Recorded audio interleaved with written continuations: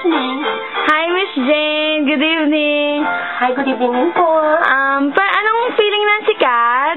Well, syempre, overwhelmed, masayang-masaya. Kasi syempre, hindi ko in-expect na maaabot ko yung ganitong,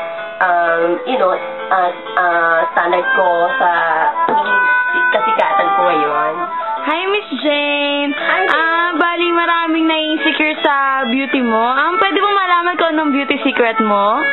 Well, din sa ganyan, matagal ko na kasing alam na marami naiigit, pero, siguro kasi, lagi lang ako makasmile, tapos natural, beauty na nanggagaling in or out, diba?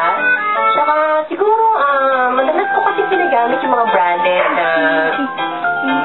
items. Yung parang i-mention pa kasi syempre, ayoko namang pabulin nila akong lahat. At saka syempre, indeed. Kita mo naman shiny. Ang ginagamit ko Close Up and Colgate.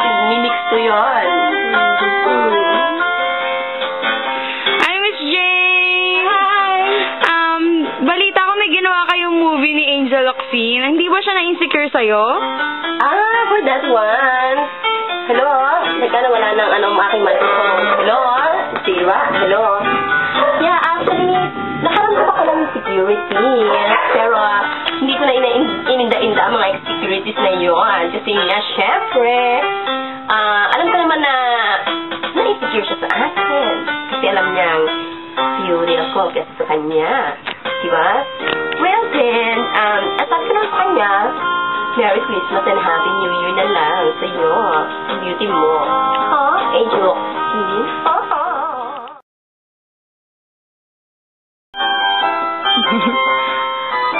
Miss Jane, excuse me. Yes.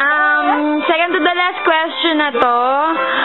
Kung may salamin sa harapan mo, ano sasabihin mo sa sarili mo? Oh, you're really so awesome. Nasa sa'yo na lahat.